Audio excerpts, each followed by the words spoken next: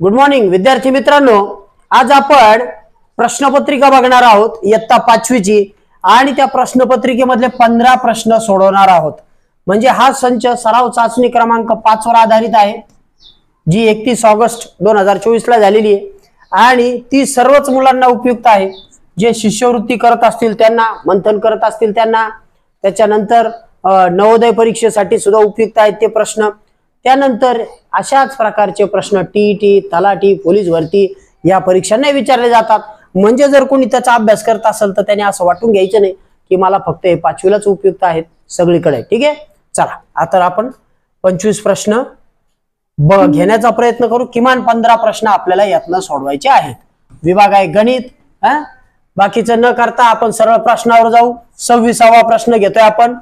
बघा इथं दिलेला आहे 12,500 या संख्येचे वाचन कसे कराल। ठीक आहे, आपल्याला जनरली काय वाटतं एकच पर्याय दिलेला असेल, पण असं नसतं। कधी कधी 3-4 पर्याय असू शकतात। बघा नीट वाचा। 12,500 मी काय केलं, आधी ही संख्या अशी दिलेली होती। ठीक आहे, मग याला वाचण्यासाठी काय करायचं, शतकाच्या घरानंतर कॉमा द्यायचा। हे 503 शतकाचं घर सोडलं, आता झाले हे 12, म्हणजे 12,500 झाले। बघा बरं, 12,500 हे वाचन आहे, बरोबर आहे।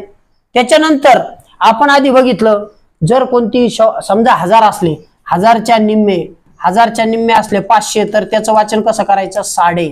ठीक आहे, 100च्या निम्मे असतील तर त्याचं वाचन कसं करायचं, समजा 3 वाजून 30 मिनिटं झाले तर आपण काय म्हणतो, 3:30 वाजले, काय म्हणतो, 3:30। तर हे निम्मे असलेले असतात 1/2। मग आता इथं 12 नंतर 500 आहेत, ह्याला वाचायचं 12,500। तुम्हाला उत्तर शोधायचं असेल तर तुम्ही व्हिडिओ पॉज करून करू शकता। ओके, नंतर उत्तर झालं ना पुढे व्हिडिओ चालू करा। 125 आता इथं बघा, ही टर्म तुम्हाला नवीन येईल। त्याने काय दिलेलं आहे, 12,500 आणि 125 शतक करायचे तर 125। बघा बरं, शतकाच्या घरावरती किती शून्य येतात, 2 शून्य, आणि हे झाले 125, म्हणजे हा पर्याय सुद्धा बरोबर आहे, 125 शतक। याचा अर्थ दिलेले सर्व पर्याय बरोबर, म्हणजे आपल्या या प्रश्नाचं उत्तर आहे 4 नंबरचा प्रश्न, हो पर्याय। ओके, 4ही पर्याय बरोबर। ठीक आहे, चला पुढचं बघू।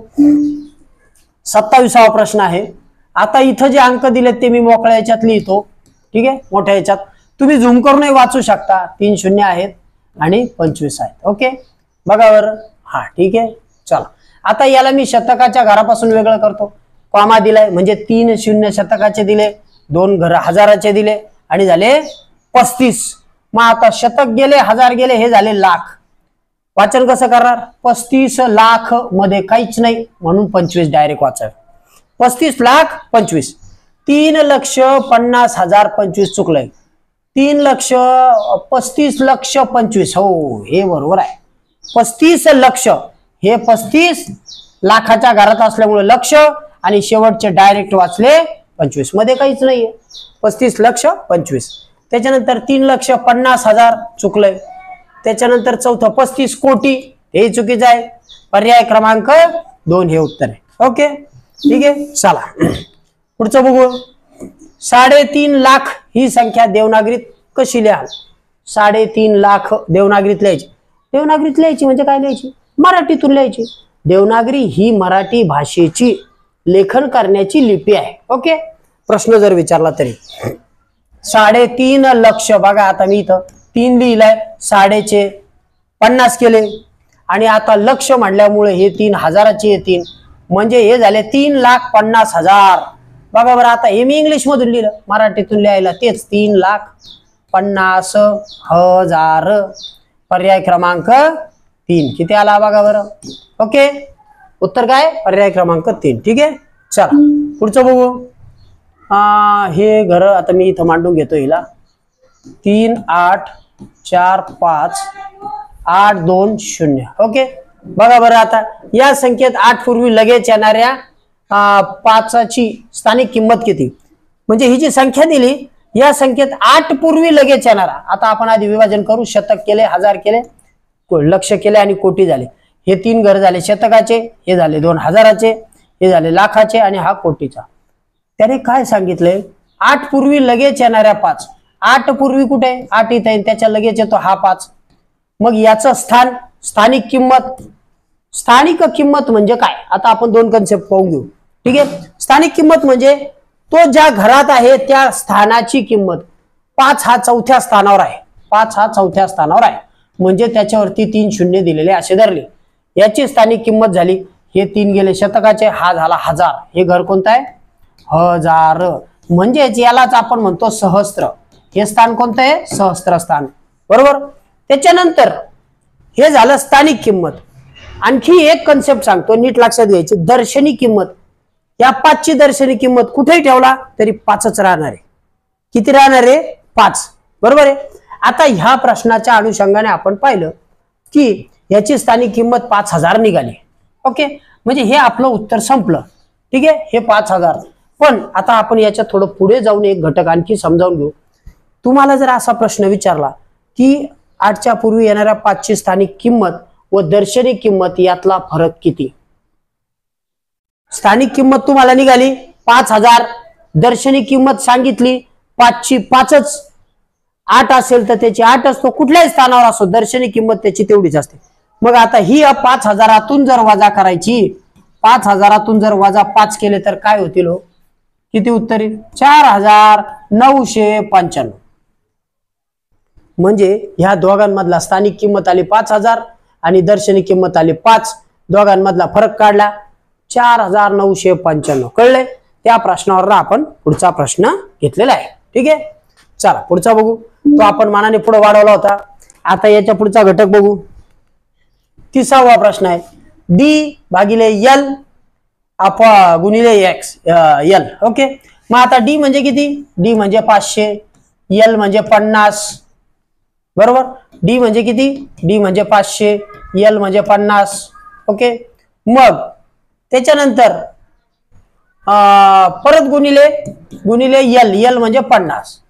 बघा आता संख्या रोमन चिन्हाचा हा प्रश्न आहे. रोमन अंकावरती आपण स्वतंत्र घटक केलेले आहे, खूप विद्यार्थ्यांनी बघितलाय. तुम्ही सुद्धा अवश्य बघा. आता याचा भागाकार करून घेऊ आणि गुणाकार करू. मग आता हा 0 गेला, हा 0 गेला, 5 1 5 आणि हा 0 राहिलेला वर म्हणजे उरले 10. आता हे 50 गुणिले 10 जर केले तर किती होतात, 1 5 5 आणि हे 2 शून्य त्याच्यावर देऊन टाका, 500. आलं उत्तर. बघा कुठे आहे 500 उत्तर. हा, डी भागिले एल 500 उत्तर आहे. 100 नाही, हे नाही, 50 नाही, आपलं उत्तर आलेलं आहे 500. आले लक्षात. ओके, चला पुढचं बघू. पुढचा प्रश्न आपल्याला बघायचा आहे. चला बघून घ्या, तुम्ही वाचून सोडून घ्या. पुढचा प्रश्न बघू आपण. 31वा. 1 ते 100 मध्ये कोणत्या ओळीत सर्वात कमी मूळ संख्या आहेत. 1 ते 100 मध्ये कोणत्या ओळीत सर्वात कमी मूळ संख्या आहेत. ह्याच्यासाठी तुम्हाला तुमच्या मूळ संख्या पूर्ण माहीत असायला हव्यात. किमान त्या 4-5 वेळा लिहून काढायला हव्यात. नसेल तर घरामध्ये किंवा वर्गामध्ये कुठेतरी बोर्डवर तुम्ही लिहायला पाहिजेत. तुमच्या खिशात कागद तयार करून ठेवला आणि वाचला तरी त्या लक्षात राहतील. आता इथं ओळी दिल्यात 31 ते 40, 91 ते 100, 71 ते 80 आणि 11 ते 20. आता आपण हा घटक तिकडे बोर्डवर जाऊन समजावून घेऊ. ओके, चला आपण आधी मूळ संख्या समजावून घेऊ.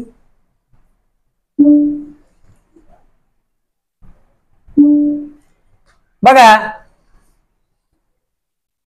आता आपण तुमच्या समोर मूळ संख्या मांडलेल्या आहेत, त्याची मांडणी केली.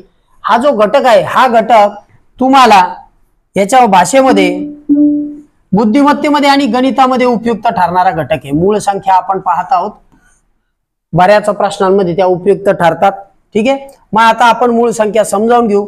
1 ते 10 मध्ये मूळ संख्या आपल्याला किती आहेत त्या बघायच्या. पण सर्वात आधी सांगतो 1 ही मूळ संख्या नाही, त्याच्यामुळे आपल्याला इथं असं लिहावं लागेल 2 ते 10 मध्ये मूळ संख्या.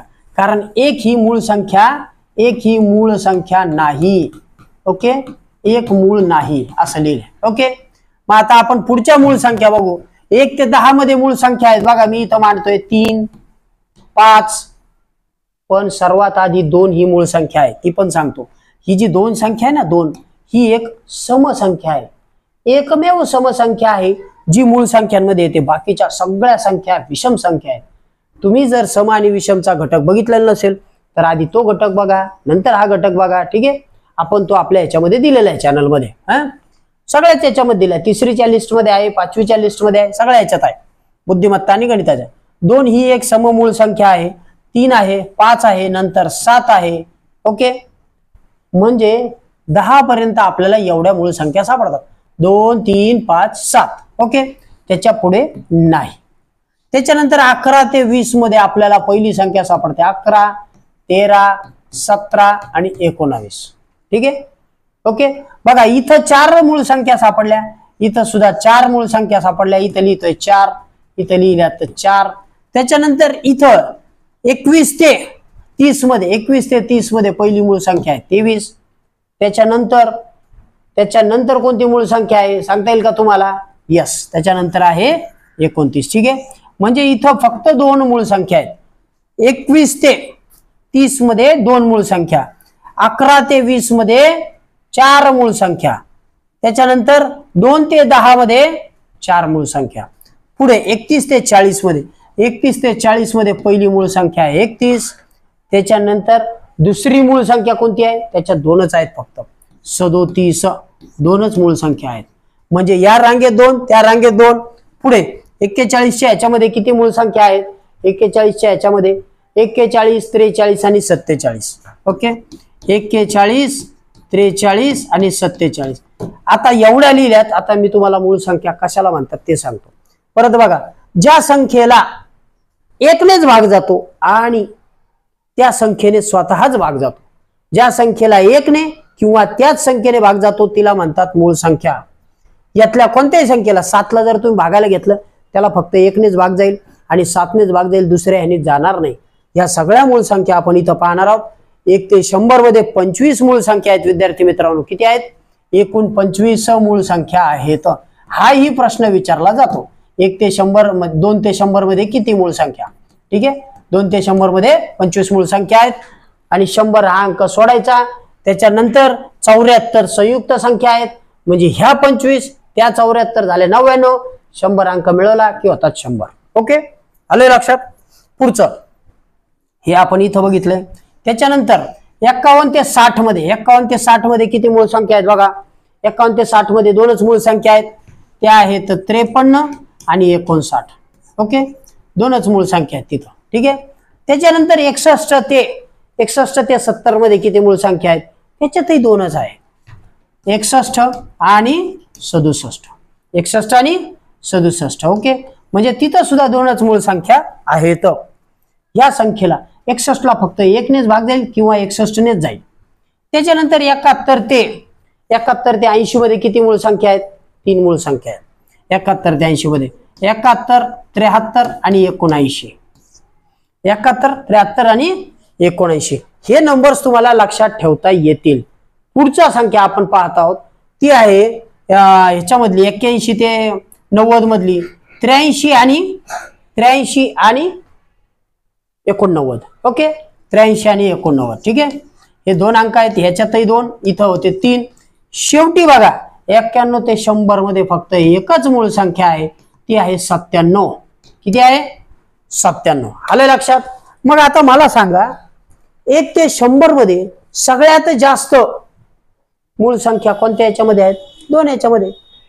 2 ते 10 मध्ये 4, 11 ते 20 मध्ये 4, बाकीच्या सगळ्या याच्यामध्ये कमीच आहेत. बरोबर, 3 आणि 2. आणि सर्वात कमी मूळ संख्या कोणत्या रांगेत आहेत? ते आहे 91 ते 100 मध्ये. आलंय लक्षात? ओके, समजले? ठीक आहे. मग मूळ संख्यांच्या आपण 2-3 गोष्टी बघितल्या. एक ही मूळ संख्या नाही, एक नाही. त्याच्यानंतर 1 ते 100 पर्यंत किंवा 2 ते 100 पर्यंत एकूण मूळ संख्या 25 आहेत. उरलेल्या संख्या 74 संयुक्त आहेत आणि 100 ही त्याच्यात मोजली जात नाही. ठीक आहे. त्याच्यानंतर 2 ही जी संख्या आहे, 2 ही एकमेव सम मूळ संख्या आहे. बाकी सगळ्या संख्या यातल्या सगळ्या बघा, सगळ्या विषम संख्या आहेत, विषम मूळ संख्या आहेत. कळले? ओके, चला आता तुम्हाला याच्यावरच आधारित काही प्रश्न आहेत, ते प्रश्नपत्रिकेतले आहेत, ते आपण बघून घेऊ. आता आपण प्रश्न पाहत आहोत. ठीक आहे, बघा इथं तुमच्या समोर प्रश्न आहे 31 ते 100 मध्ये कोणत्या ओळीत सर्वात कमी मूळ संख्या आहेत? आता तुम्हाला उत्तर लक्षात आलं असेल. हा 1 ते 100 मध्ये कोणत्या ओळीत कमी मूळ संख्या आहेत? तर ते आहे 91 ते 100 मध्ये. किती आहेत? फक्त एक आहे 97. किती आहे? एकच. आणि सर्वात जास्त म्हटलं तर त्या 2 ते 10 मध्ये आहेत आणि 11 ते 20 मध्ये आहेत. किती आहेत? इथे 4 आहेत आणि इथे 4. इथं सर्वात जास्त आणि इथं सर्वात कमी. ओके, तुम्ही आधीचा घटक जर नीट बघितलेला असेल तर तुमच्या हे लक्षात आलं असेल, सर्वात जास्त मूळ संख्या कशामध्ये होते? सर्वात जास्त होत्या या 2 लाईन मध्ये आणि सर्वात कमी होता 97 मध्ये. ओके, चला त्याच्यानंतर पुढचा प्रश्न बघू. 2 हा पण मूळ संख्यांवरच आधारित प्रश्न आहे. 2 मूळ संख्यांचा गुणाकार, 2 मूळ संख्या घ्यायच्या, त्यांचा गुणाकार करायचा. जर तो गुणाकार समसंख्या असेल तर त्या दोन्ही संख्यांमधील एक संख्या निश्चितपणे कोणती असेल? आता इथं त्याने आपल्याला 4 संख्या दिलेल्या आहेत. या मूळच संख्या आहे. 2 ही सममूळ संख्या आहे, 3 ही मूळ संख्या आहे, विषम आहे, ही विषम आहे आणि 7 सुद्धा विषम आहे. मग आता ह्याच्यामध्ये काय करायचं? ह्याला कसं सोडायचं बघा. सममूळ 2 मूळ संख्यांचा गुणाकार करून पाहायचा. इथलाच गुणाकार करून बघू. चला 2 मूळ संख्यांचं उदाहरण घेऊ. 2 गुणिले 3 चा गुणाकार किती होतो? 6 आला. म्हणजे ह्या 2 मूळ संख्येचा गुणाकार सम आलेला आहे. आता पुढे 3 गुणिले 5 करून पाहू. या विषम संख्या आहेत दोन्ही, या दोन्हीचा गुणाकार केला 3 5 15. सम येतोय का? नाही, ही बसत नाही. पुन्हा पुढची 5 गुणिले 7 इथंच आहेत म्हणून करून बघू. 7 5 35. तो सम येतो का? नाही. मग त्याच्यानंतर 7 नंतर येणारी संख्या आहे समजा 7 गुणिले 11 करून पाहू. 11 7 77. ही सम येते का? नाही. म्हणजे यातला 3 घेतला तरी सम येत नाही, 5 घेतला तरी सम येत नाही, 7 घेतला तरी सम येत नाही, पण 2 घेतला तर सम आला. आता आणखी 2चे उदाहरण करून पाहू. 2 घेऊ. 2 गुणिले 5 करू. एक सममूळ संख्या आहे, तिने याला गुणलं तर 10 आला. म्हणजे 2 जर घेतला तर पुढचा एक विषम, एक सम आणि एक विषम घेतला तर त्याचा गुणाकार बरोबर सम येतोय. पुढे बघू. 2 गुणिले 7 करून बघू. 2 7 14. यस, म्हणजे ह्या प्रश्नाचं उत्तर काय आहे? 2 मूळ संख्या असतील, त्यांचा गुणाकार समसंख्या येत असेल तर त्यातली एक संख्या निश्चितपणे काय असते? 2 असते. समजले उत्तर? ओके, मूळ संख्यांवरचे 2 प्रश्न आपण बघितले. आता पुढे बघू.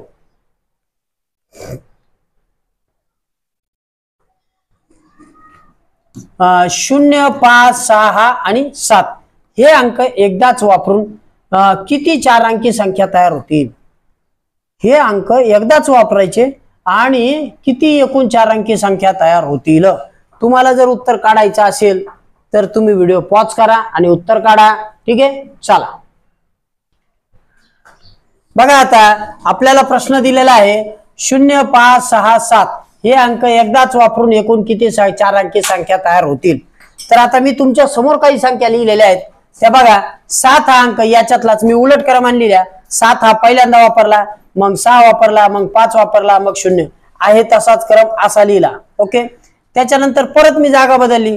7 वापरला, मग 5 घेतला, मग 0 घेतला, 6 घेतला, त्यानंतर 6 घेतला, 5 घेतला, 7 घेतला. म्हणजे 6 पहिली संख्या तयार झाली 7650, मग झाली 7506, मग झाली 6570, मग त्याच्यानंतर 7 0 5 6. अशा संख्या तुम्ही तयार करून बघा. तयार करून एकूण याचं उत्तर सांगतो, एकूण 18 संख्या तयार होतात. किती तयार होतात? एकूण 18 संख्या. कारण एवढ्या सोडवायला याला वेळ जाईल. ओके, तुमच्या उत्तर लक्षात आलंय. 18 संख्या तयार होतात. संख्या तयार केल्या तर पुढचं बघू. रोमन संख्या लिहिताना कोणता अंक, याच्यामधला एक मुद्दा सांगतो तुम्हाला वरच्या प्रश्नांमधला.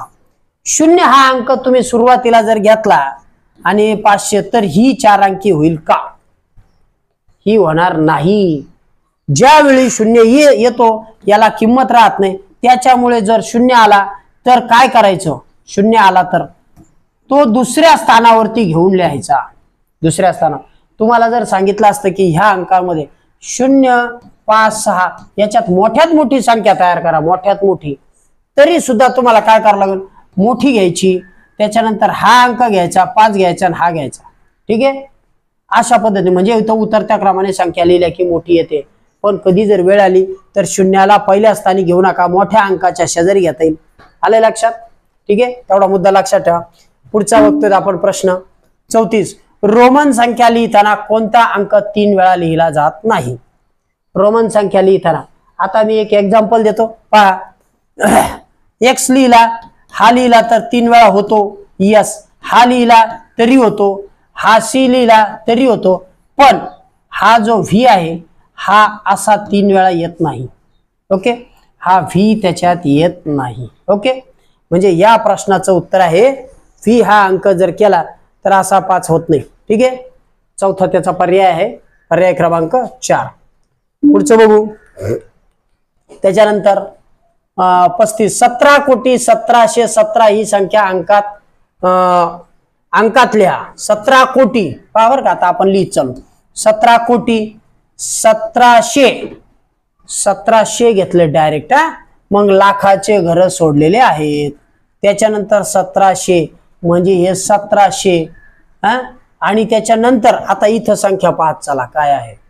17,17,17,17 बघा बरं काय येतंय, समजा बघा कोणती संख्या येते. तुम्ही उत्तर काढायचं असेल तर बघा. आता अशी आपल्या संख्या आली का 17, त्याच्यानंतर 1700 म्हणजे इथं 1717 हा नाही, हा नाही, हा नाही. बघा इथं आता हे झाले 17 आणि हे झाले 1717. हा ओके, ठीक आहे, बरोबर. म्हणजे पर्याय क्रमांक 4 जो आहे तो 17,17,17,17 येईल. कसा येईल तो पहा बरं आता.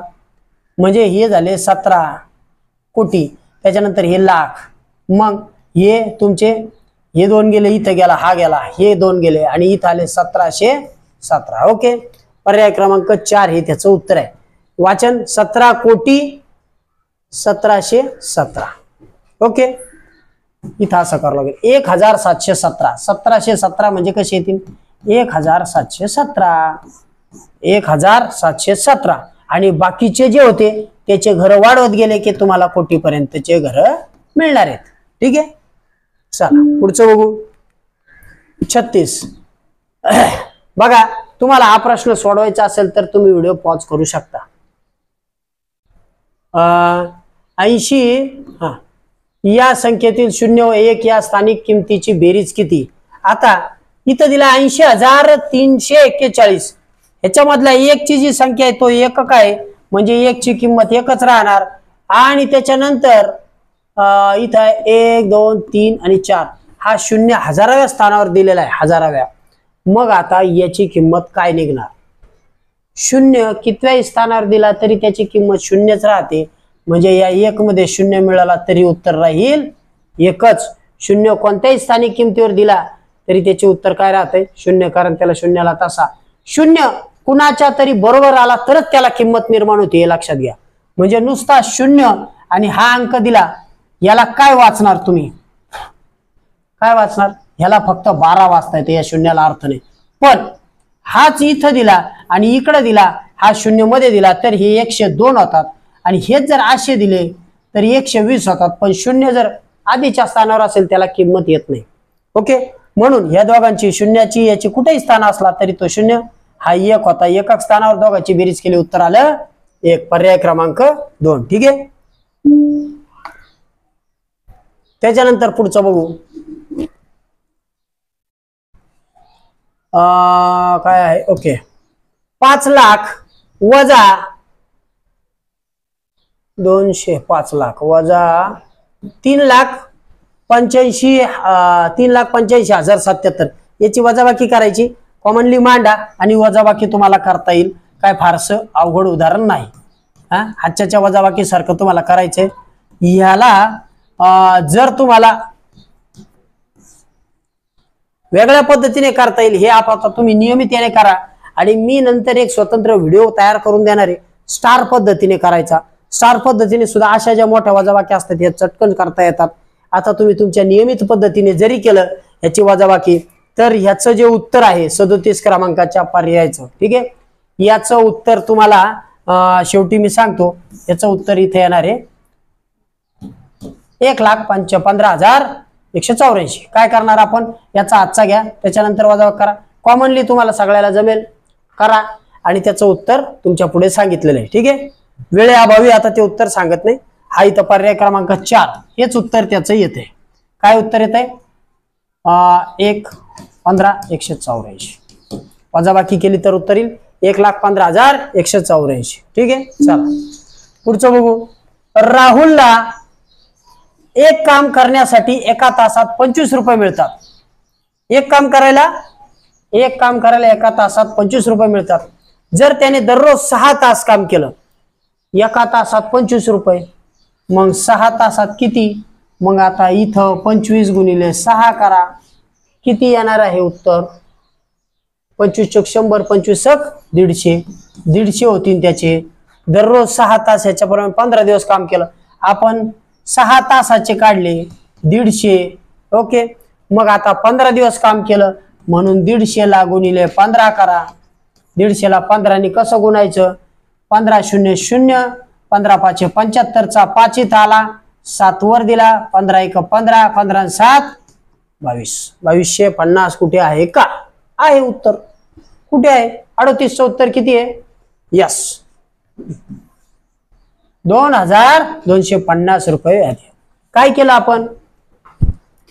राहुलला एका तासाची मजुरी मिळते, एका तासाला मिळतात 25 रुपये आणि त्यांनी दररोज 6 तास काम केलं. मग आपण 6 तासाची मजुरी काढली. ह्या 125 ला आपण 6 ने गुणलं, इथं वाढत जाते म्हणून गुणाकार, गुणलं, त्याचं उत्तर आलं 150. मग जर त्याने रोजची मजुरी मिळाली 150, मग त्याला विचारलं होतं 15 दिवस काम केलं, मग आपण 150 ला 15 ने गुणलं आणि उत्तर काढलेलं आहे 2250. ओके, समजले? चला पुढचं बघू. 39. 9.5 लाख अधिक 1.25 लाख यांची बेरीज किती? 9.5 लाख. पहा बरं का, 9.5 लाख म्हणजे किती हो? म्हणजे किती? तुम्ही उत्तर काढायचं असेल तर व्हिडिओ पॉज करा आणि उत्तर काढा. चला बघा, आता त्यांनी आपल्याला सांगितलेलं आहे 9.5 लाख अधिक 1.25 लाख, बरोबर? 9.5 लाख म्हणजे 9,75,000 अधिक 1.25 लाख म्हणजे 1,25,000. आता तुम्हाला याची बेरीज करायची आहे. बघा बरं, आता 9,75,000 अधिक 1,25,000 दिलेत. हा 0 तासाच, हा 0 तासाच, हा 0 तासाच, हा 0 किती झाले? 0, 5 आणि 5 10 झाले, एकाला हातचा. 7 आणि 1 8, 8 आणि 2 10 झाले, एकाला हातचा.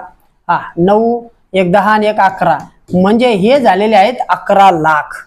किती झाले? 11 लाख. 9.5 लाख म्हणजे 9,75,000 आणि 1.25 लाख अधिक 1,25,000 यांची बेरीज तुम्ही आडव्या मांडणीतही करू शकता. उत्तर येत आहे 11 लाख. ओके, आले 11 लाख. चला पुढचं बघू. 40वा शेवटचा प्रश्न, या भागातला 15 प्रश्न आपण पाहत आहोत. संख्या दिलेली आहे 2 3 5 0. हे अंक एकदाच वापरायचे. तयार होणारी सर्वात मोठी 4 अंकी संख्या व सर्वात लहान 4 अंकी संख्या यांच्यातला फरक काय? आता आधी याची मी आधी सांगितलं तुम्हाला, 0 आला असेल तर मोठी संख्या कशी लिहायची ते बघा. 0 आला असेल तर मोठी संख्या तयार करताना 0 सगळ्यात शेवटी ठेवा. इथं मोठा अंक कोणता आहे? 5, नंतर आहे 3, नंतर 2 आणि 0. आता 0 सगळ्यात शेवटी गेला, ही झाली या अंकातली मोठी संख्या. आता सर्वात लहान संख्या तयार करायची, पण 0 तुम्ही 1 नंबरला घेऊ शकत नाहीत. मग त्याच्यातला लहान अंक घ्या 2, नंतर 0 घ्या, नंतर थोडा लहान आणि शेवटी. आता तुमच्या समोर अंक तयार झालेले, सर्वात मोठा या अंकातला आणि सर्वात छोटा या अंकांचा, म्हणजे 5,320 मधून 2,035 वजा करा, तुमचं उत्तर येणार आहे. आणि ते उत्तर काय आहे ते तुम्ही शोधायचंय. मी या प्रश्नाचं उत्तर सांगणार नाहीये, फक्त पर्याय क्रमांक सांगून जाईल, ते तुम्ही उत्तर काढायचंय. तुम्ही 1 किंवा 2 मधलं तुमचं उत्तर येईल, तुम्ही उत्तर काढा आणि आलेलं उत्तर मला कमेंटमध्ये टाका. ठीक आहे, आपण आज सराव क्रमांक 5 मधले 15 प्रश्न सोडवलेले आहेत, समजून घेतले. ठीक आहे, तुम्हाला घटक आवडला असेल तर त्याला लाईक करायला विसरू नका. आता थांबतोय. Good day, bye.